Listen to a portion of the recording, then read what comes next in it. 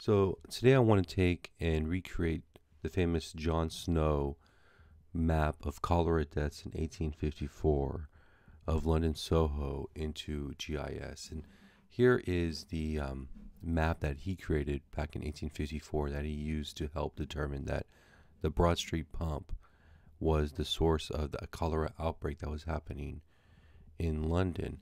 And this map here that I have here is a high resolution scan of that map.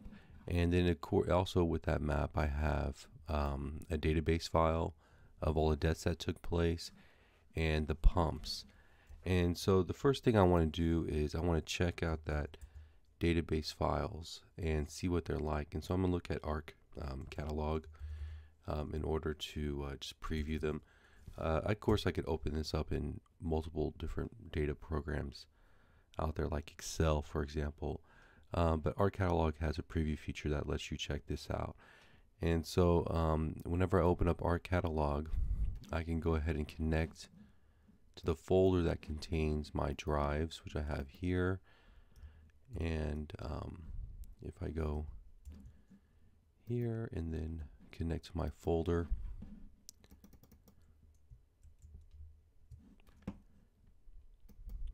I'm going to see that the folder connection that I've created now to where my files are stored will show those same contents, but now instead of the way you see them here, which is kind of unassociated DBF files, database files, I can see that they're actually tabular data here.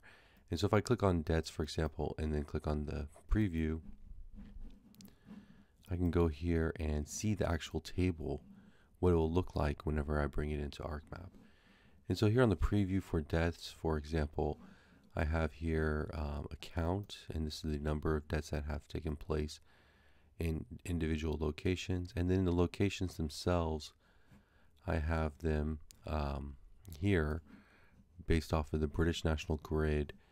And then over here I have this as longitude, latitudes. And then also have here like a date, but this is simulated date. And then the street that the deaths took place on. This is you can say the database of the deaths that happened. If I look over here at the pumps, I have the name of each of the pumps, but then also I have here the British National Grid coordinates for those pumps, as well as the longitude, latitudes. And then finally on here, the ghost map itself. Normally whenever I get these options for create pyramids, I always say yes. But anyways, whenever I click on here, I can see what the ghost map itself looks like, preview it, and check it out. But the problem that I have here is that this map itself hasn't been georeferenced. So the map that's been scanned hasn't been georeferenced. It doesn't have here any information on its extent. And then also the database files themselves are just database files. They're not files for ArcMap.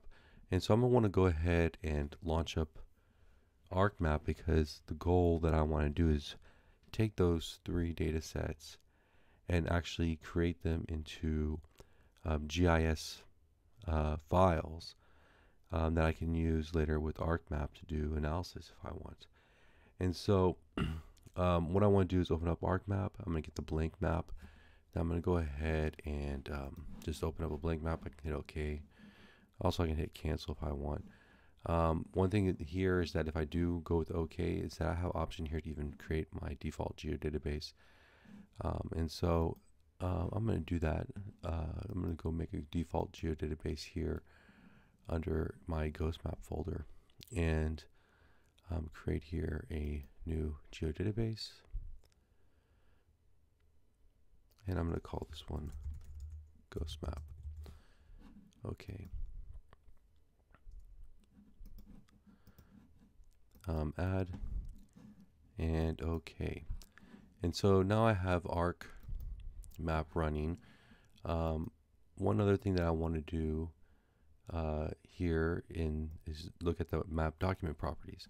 One thing you want to think about when making these maps is setting the relative path names. This lets you get some portability to your map files. So when I set the relative path name, when I save the MXD file, the links to the data sets are going to be stored relative to where the MXD file is.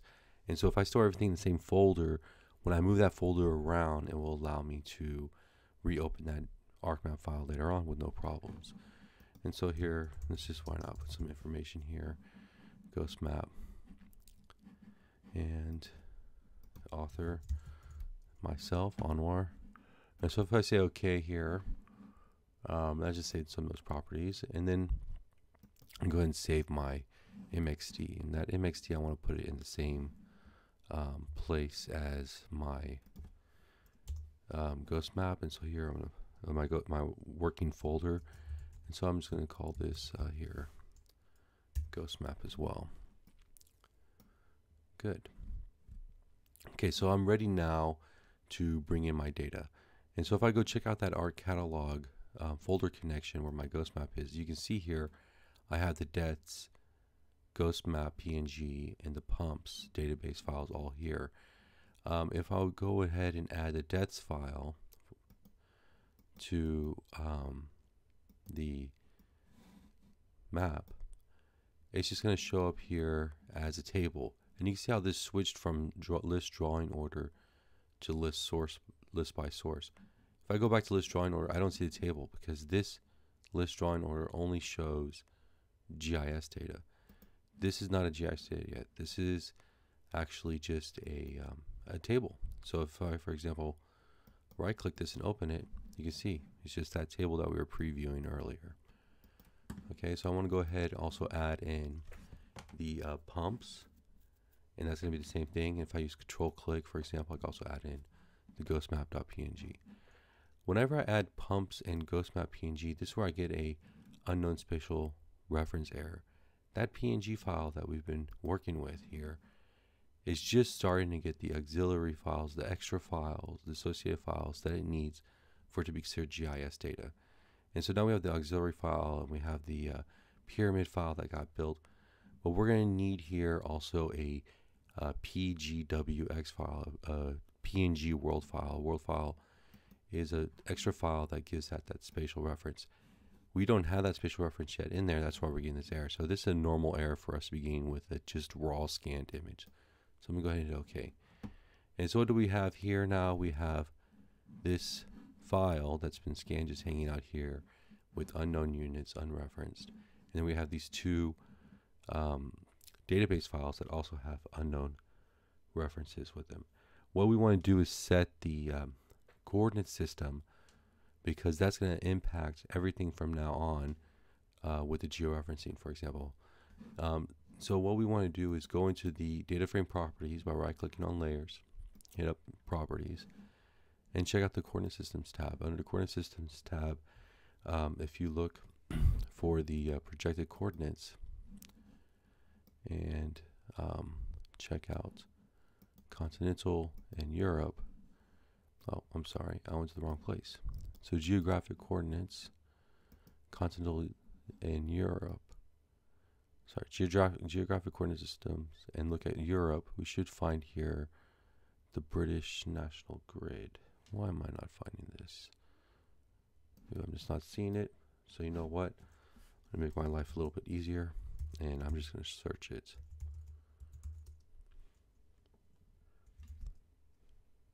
British national grid.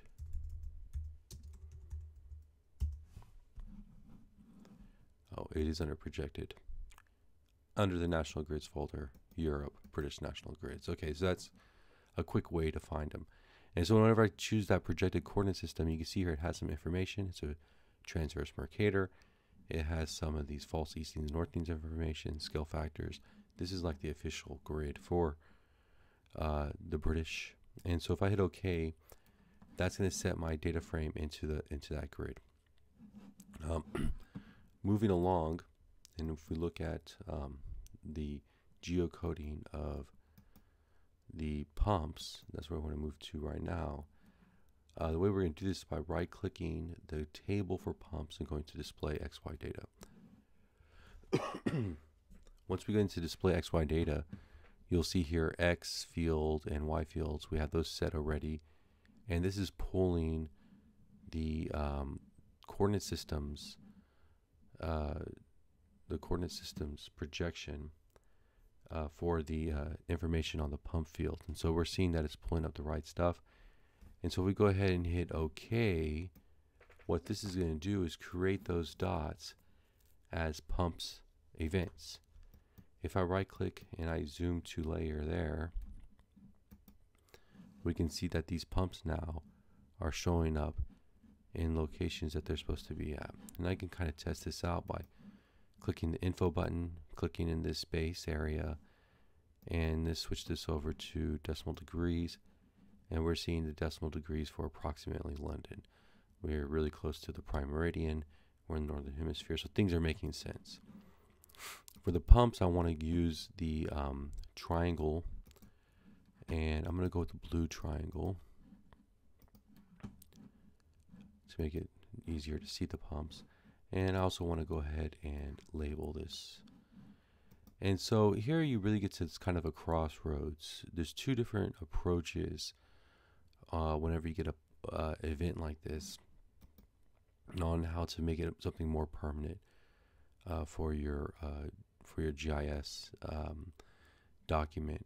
And one approach is that you're going to have the a layer file, which is still a little bit virtual. And so you can do this by right-clicking and say save as a layer file.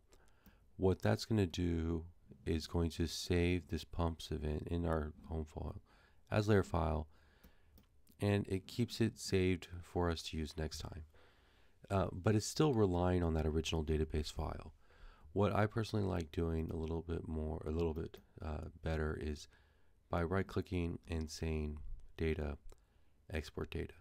The difference here is that whenever you export this data, what you're doing is you're taking all the files, all the GIS records here, all the features, and you're exporting to a whole brand new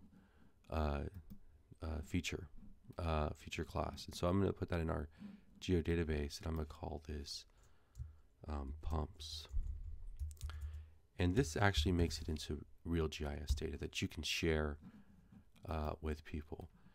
And whenever you do that, it's going to ask you, what do you want me to do with this export data? And you're going to go ahead and say, yes, go ahead and add it to my map. And now we can see that we have a new GIS file that's based off of the pumps events. If you wanted to copy the other layers symbology, if you go to symbology, you always have this option for import. And that import, you can choose pumps events, but you can also even just choose the layer file that you made earlier. And that's just going to bring in that exact same symbology for pumps as we had for pumps events. And so that's a kind of I think a better way to do it. And so now pumps events, this virtual one that we have here, I'm just going to remove it. Even the database file, why not? I'm going to remove it.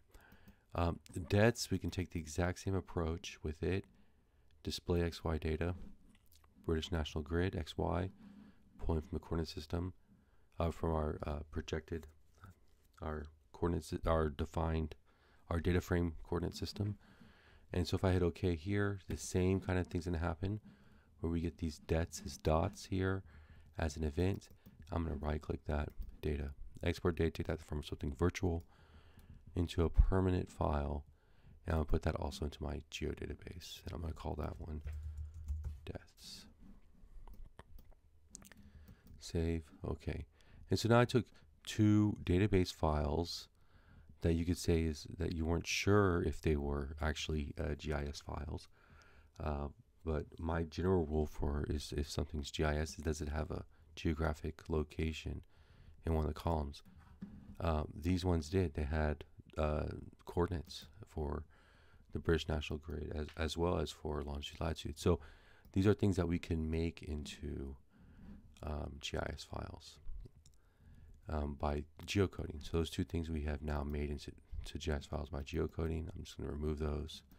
We don't need the original source data. Now for the scan map that we have. That's the next thing, is this ghost map. For that, we have to do georeferencing. Geocoding is the approach you take for vector data. Georeferencing is the approach you take for raster data. And so to georeference, I'm going to right-click on this gray space area, and choose the georeferencing toolbar. Once I have the georeferencing toolbar up, I have here the ghost map.png is the target layer in my georeferencing toolbar. And then what I want to do first off is that I know that I'm about at the extent of what the ghost map is at for the actual original source ghost map. And so I want to place the ghost map here just so I can start working and visually seeing two different things at the same time. The goal that I want to do is I want to take the pumps, georeference the raster scan to the vector pumps. And so I'm going to go ahead and hit fit to display. Here's the map here. And then I want to start mapping out. I'm going to turn off depths to make this a little bit easier to see. I'm going to start mapping out where I see the pumps on the scanned image, and I want to map it to the pumps that I see on the vectors. And so, for example, here's the Broad Street pump on the scanned image. So on the georeferencing toolbar, I'm going to choose add a control point, and I'm going to choose the pump here, and I'm going to put it on to the Broad Street pump. One thing that's kind of cool is that since we're working with vectors, there's kind of a snap that happens. You can see that where I move my mouse close to it and it snaps to it. This can make it really easy to georeference. Remember, when you're georeferencing, you always click on first what you are referencing to what you are going to reference from. And so we are referencing the ghost map, so I clicked on it first, and now I'm clicking on the reference information that we're taking from, which is going to be the pumps. So I clicked that first one, and so now I have one of the 5 minimum georeferencing points that I'm going to need. And I'm just going to go through and keep on mapping out based off of pump locations. And so the next one I want to do is I'm going to want to look for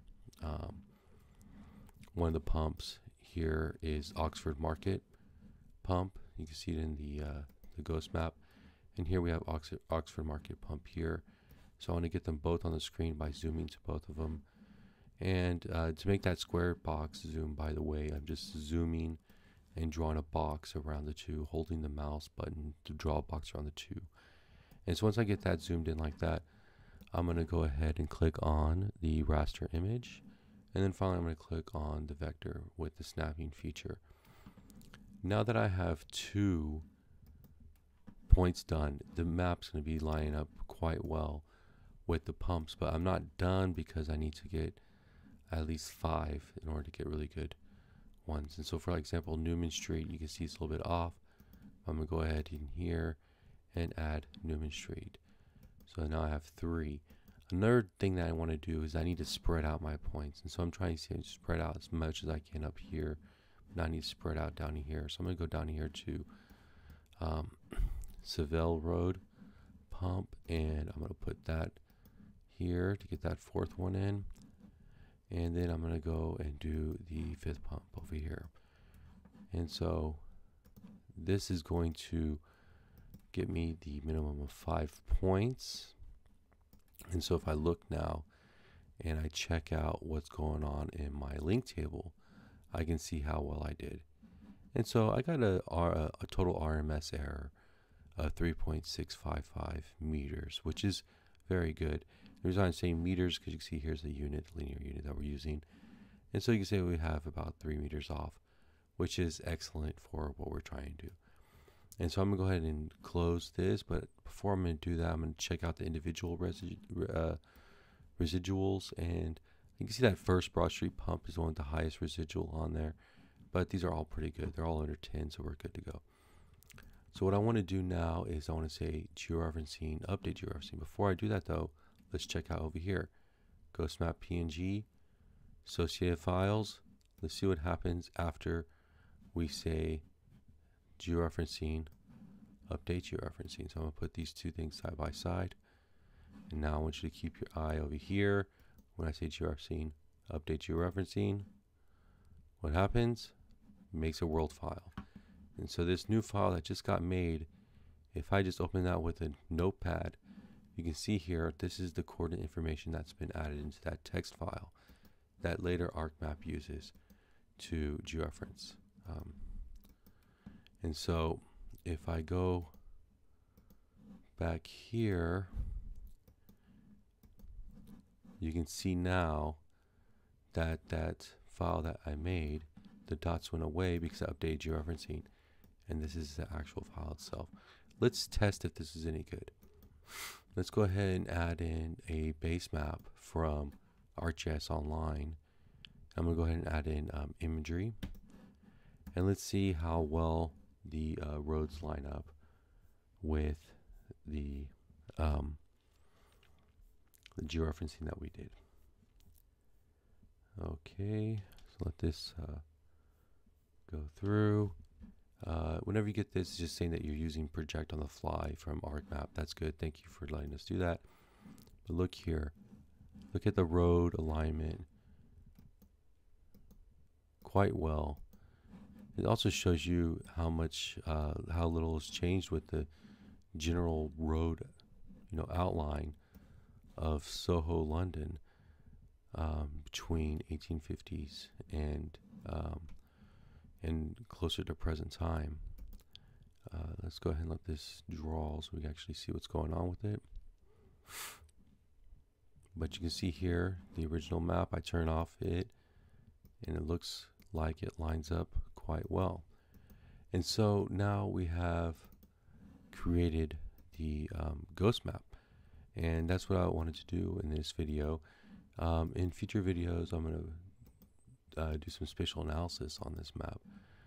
But for now, let's just see how we took those 3 different GIS data sets, or sorry, just data sets, 2 databases, files, geocoded those, so we got that, and then we got the base map from the scanned version there, which has been georeferenced. And so now with those 3 files, I'm going to hit save, and I've recreated the ghost map in GIS.